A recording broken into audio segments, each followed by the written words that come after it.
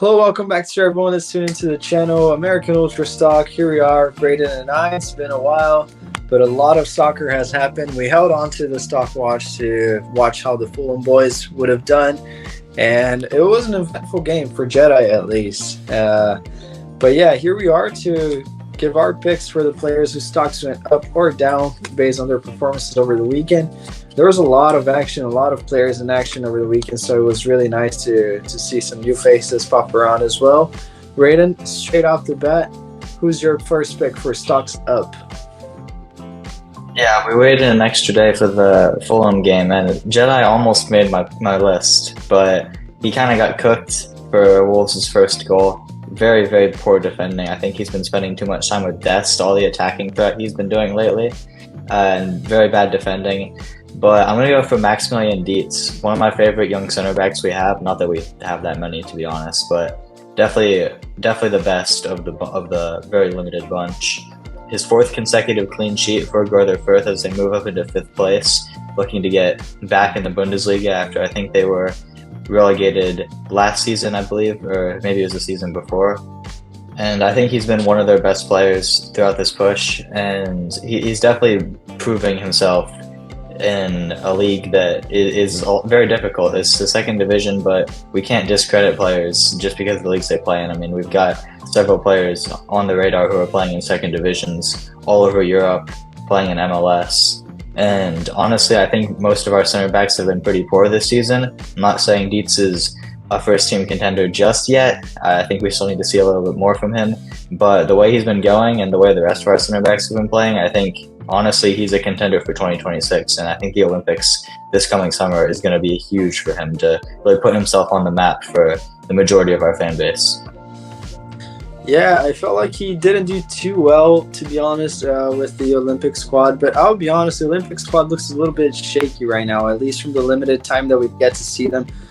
It looks like we have so much talent, but not any cohesiveness. Well, to be fair, these guys, most of them, it's actually incredible to see. I know I'm going a little bit in depth with this, but they haven't really grown up together playing as a unit, really. It's a bunch of players that popped up out of nowhere, revived their careers, or have somehow in a lot further than they expected to be, and we're not really performing, but that's a good shot. I'm also going for a youngster, Griffin Yo, and he's in Westerlo. He did score a really nice goal, and I'm not gonna lie and say that I watched the entire game. Obviously, I have more stuff going on in my life than to watch the Belgian First Division.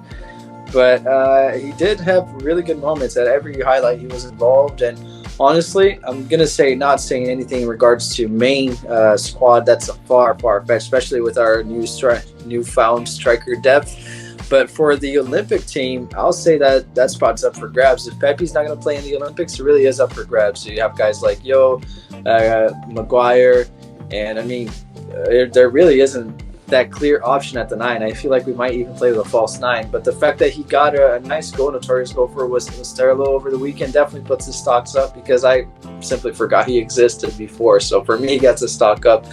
It's nice to see that he played well as well. He's still young, 21. It's strikers sometimes are late bloomers, so I'm happy to see him score. And it's a new face that hadn't made any of these stock watches, so I'm picking him.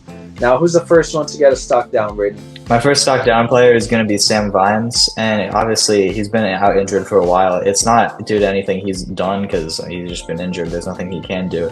But realizing it, I kind of took a step back and looked at our left back pool. Before his injury, I mean, he was playing very well for Antwerp, got them to win the league last season. I'm not saying he was the one, like the sole reason for that, but still part of that squad, and started off the season very well, but then the rest of the season has been a nightmare for him, getting left off the Champions League squad list due to the error that was made administratively, which is just completely ridiculous. Not that it would have mattered, to be honest, because he's been injured for the entire group stage anyway. But the fact that so many young left backs have just appeared, you got Caleb Wiley, John Tolkien, Christopher Lund, Jonathan Gomez, all playing at a pretty high level, I would say, this season. And suddenly that backup left back spot that was up for grabs, Sam Vines has gone from probably second in the pecking order, maybe third, down to like sixth. And it's not really any fault of his own, it's just a lot of unluckiness, but he has to go stock down for me because he's gone from on the bubble of the roster to not even being in consideration.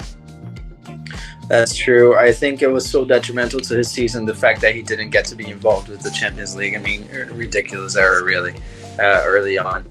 Now, I'm going for Brendan Vasquez for my stock down. I know it's maybe a little bit controversial because since you're doing well, but honestly, I'm not even going to compare him to Pepe or Balogun. That's just plain unfair at this point. But I feel like even for Camp Cupcake, he's not an unanimous decision there anymore. I feel like if clubs are really watching him and how he's performing, it's not unfair to say. I don't think it's a stretch to say that maybe he's a one-season wonder, really. He hasn't done well, hit the ground running this year.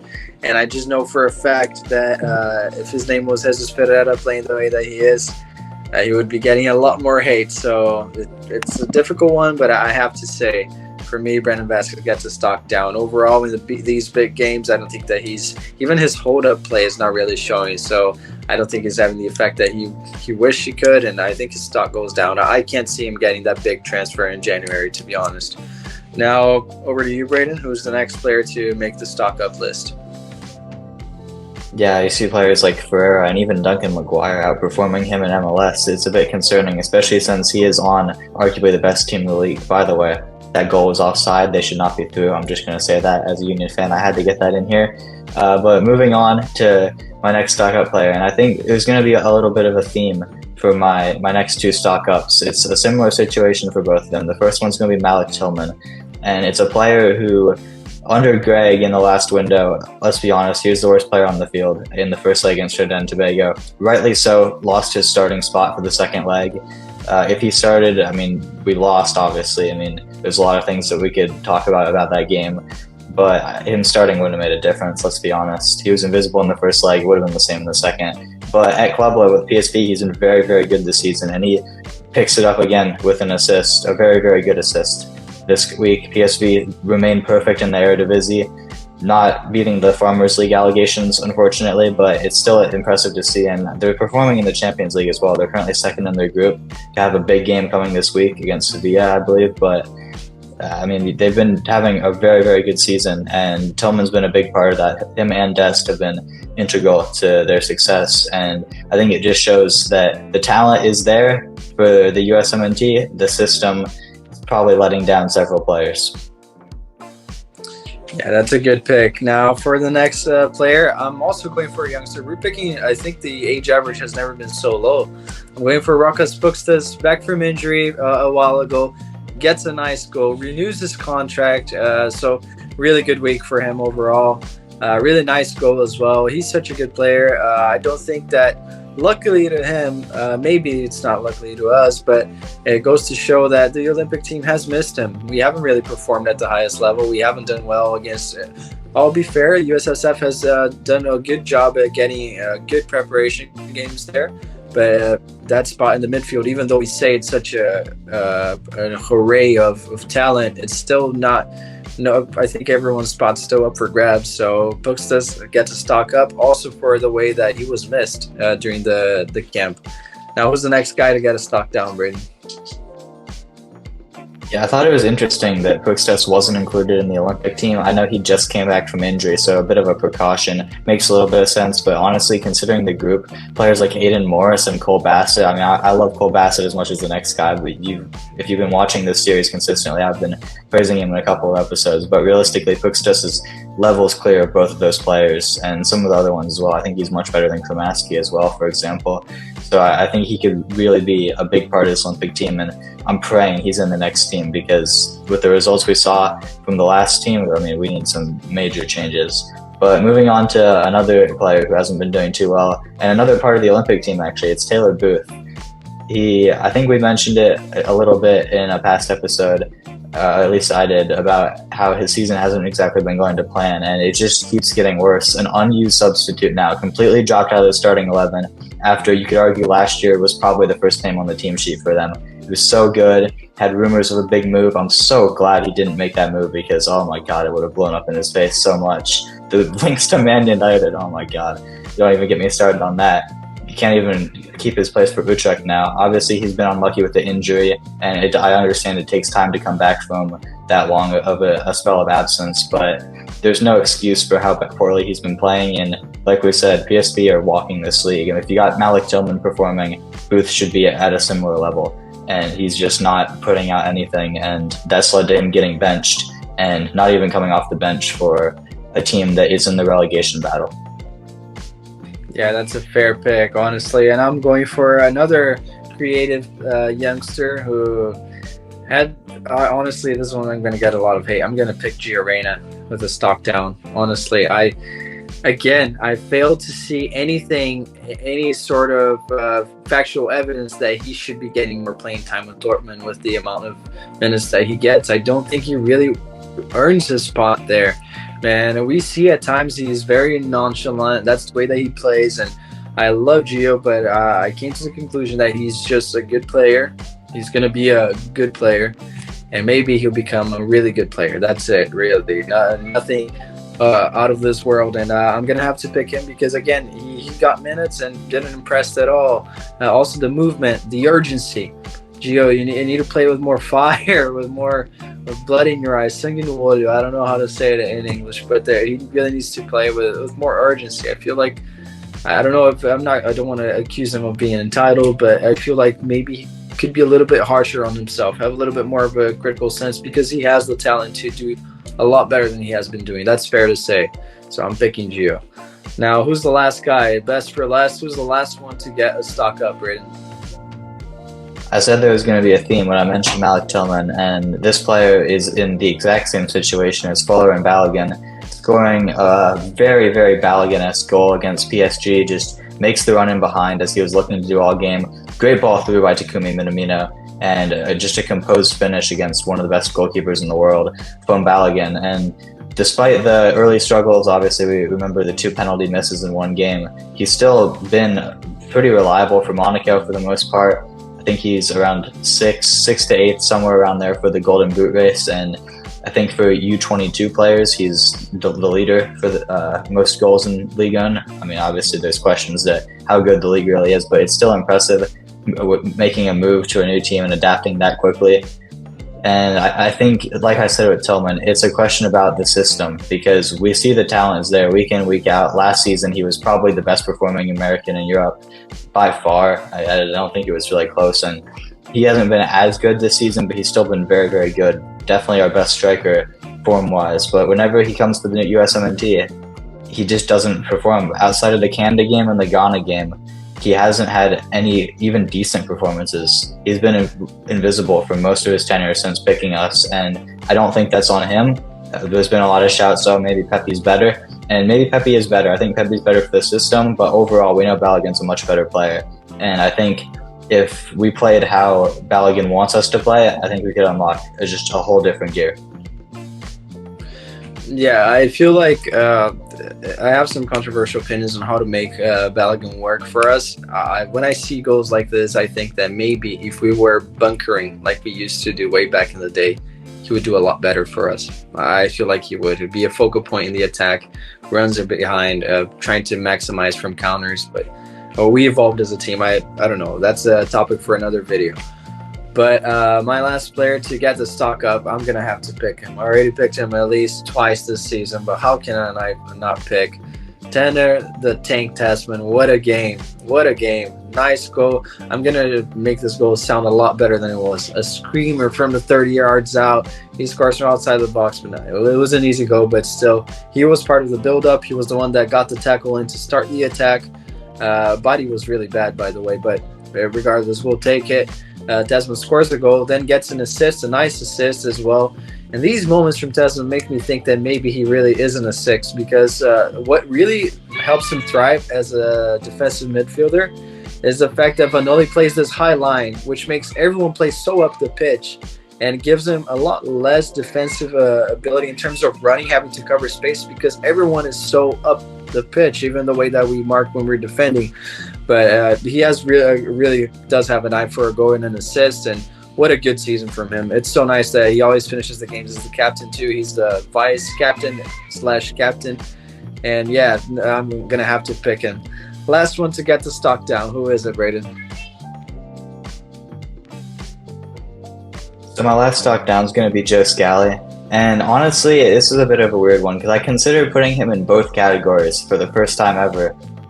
Because I really like what he's doing as a third center back, transitioning into a right-sided center back in a back three. I think it could be really beneficial for us because we have a lot of bad options at center back, to be honest. Like I mentioned earlier in the video, they've all been performing very poorly this season, and it's by far our weakest position on the pitch. And I think having Scally as a potential option there would be very beneficial because I think he's a better defender than most of the players that we have at that spot right now. But I still have to put him in stock down because although I like the experimentation, I like that he's trying to adapt to a new formation, he's still part of one of the worst defenses I've seen in the Bundesliga. Allowing 4 goals to Dortmund, obviously Dortmund are a great team, I mean, don't get it twisted, but it's been like this all season.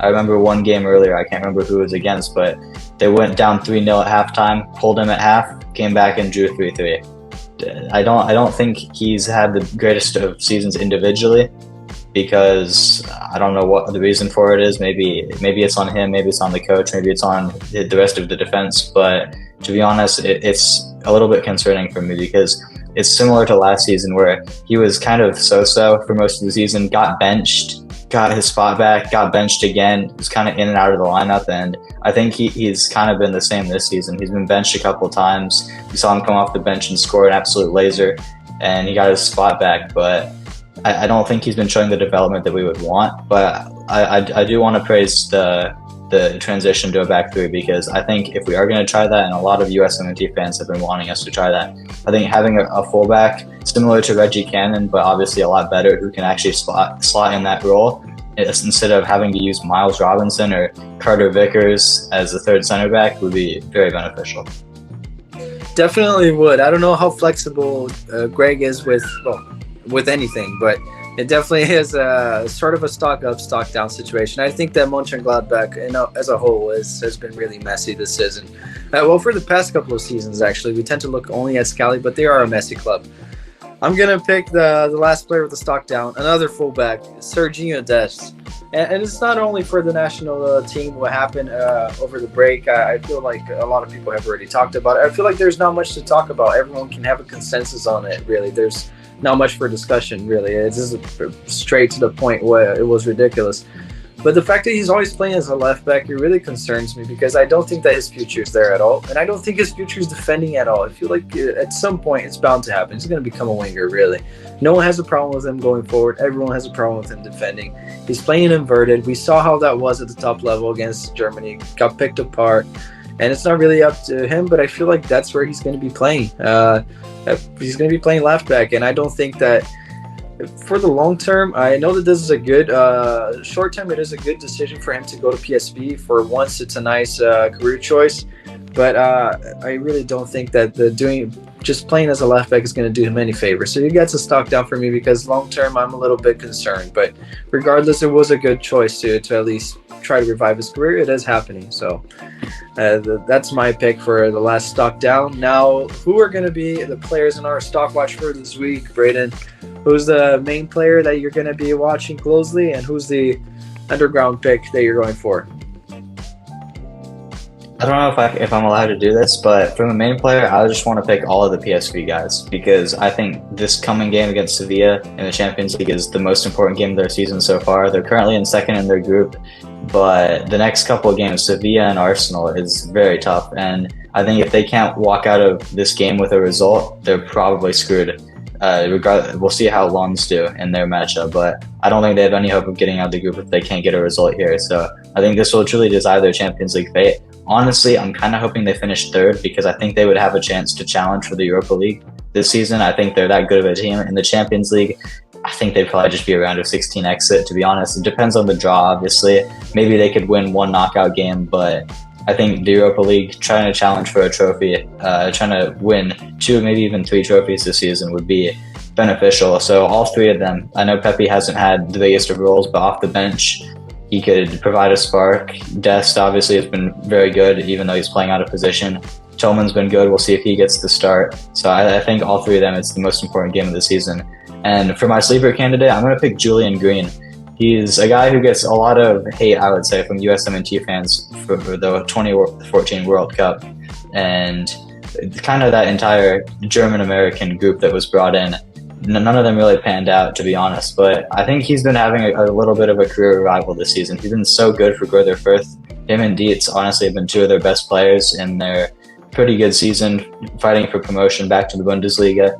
It seems like every week he gets a goal or an assist. So I back him to continue playing it, keep up the form.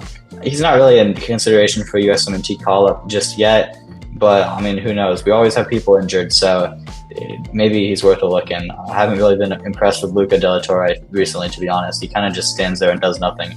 So maybe it's time for Julian Green to come back. You never know. You really never know. I was thinking about that about Luca the other day too. I feel like there are a lot of our guys that just stand there and do nothing. But I'm honestly, for Camp Cupcake, if it was possible, I wouldn't mind seeing Julian Green there. Honestly, who are we going to throw out there? Honestly, all right. My main pick for the week is always going to be a PSV guy. It's going to be Pepe. I feel like Ricardo Pepe at the not against Sevilla, but against Feyenoord at the battle for the Eredivisie against Santi, he's going to come on and score a goal. I feel like in that big moment, he's going to step up and probably going to get some minutes because I do feel like they're going to go all out for a result in the Champions League. I think that Pepe is one of the guys that would benefit the most if they go out in the group stage, so he gets more playing time if they go to the Europa League. But regardless, I feel like he's going to get minutes against Feyenoord, and it'll be a nice strolling session. We're gonna have a field day when he scores and Santi goes, hopefully. And for my underground pick, this is really underground. I don't think this guy has ever been mentioned here. And it's just that for the lack of center back depth that we have lately, I started even watching some of the guys that were mentioned and called up at some point in the past. And I'm going for Grayson De Tony, the Bayern Munich product. He did really well over the weekend, and he's always also starting every single game. He has played every single game for Bayern Munich too. They play in the equivalent of a fourth tier in Regional Liga, which is the Bavarian State League, if you want to call. It grants a spot for the third division. He's doing well. They're going to play the last place club. They kept a clean sheet again. He played again. He's their number 4, always playing. So I feel like these are good performances. He's definitely in contention to get a move perhaps next year. I've seen their coach saying that he practices with the first team, but that doesn't really mean anything. But the fact that he's getting to practice with the first team and starting for their B side, it's really promising in my opinion. I mean, at this point, I'm just hoping someone pops up out of nowhere and steps up as a center back. He's really tall, really fast. Those are good qualities. A little bit shaky with the passing, but I'm going to give De Tony a little bit of love. And I see that he was frustrated that he didn't get called up for any of the Olympic camps, but did he really deserve it? Regardless, been doing well, playing a lot of minutes, which is important at a big club, at a big facility. So it'd be nice to see how he does this week. They're definitely going to get another clean sheet, and they're probably going to get promoted to the third tier. I'll be interested to see what happens for his future. So I'm picking him. We'll see how he does. Now, anything else you want to mention, Braden? Yeah, honestly, I think I'd rather see him than Jonathan Tompkinson's bum, because that dude's so bad, honestly. I don't know why he's still getting a look in. But De Tony is definitely going to be one of the best players for our upcoming U20 cycle, the next one. And honorable mention as well to Matai Akinboni, the DC United 17-year-old center back. I have no idea how this kid wasn't called up to the U17 World Cup. It's a mockery, to be honest. I don't understand any of it, but just shout out to him. He's training with Villarreal's first team. It's looking like he's going to be getting a move to Europe sometime soon, maybe one more season with DC, get integrated into the first team a little bit more, as this was probably his first main season. He didn't play too much, but Wayne Rooney did give him a little bit of a run in. I think he's going to be crucial for them this coming season, and then hopefully can get a move to Europe, maybe to Villarreal, maybe somewhere else. But I think him and De Tony could potentially be a future center back duo for us because there's not really anyone else. Exactly. There isn't anyone else, so I picked this one out of the hat at the very bottom of names that ever have been mentioned. But I do like him. He's really tall. He's good scoring, really tall, really fast. That's a good combination. If you have those attributes, if you have the will to become a better player and just get your passing a little bit sorted out, pretty sure you're going to be a good player. So, yeah, those were our picks for Stock Watch of the week. We'll see how they pan out. If De Tony scores, I'm saying I'm a genius. Thank you guys for watching. Make sure you leave a like, share, subscribe. We'll see you next time.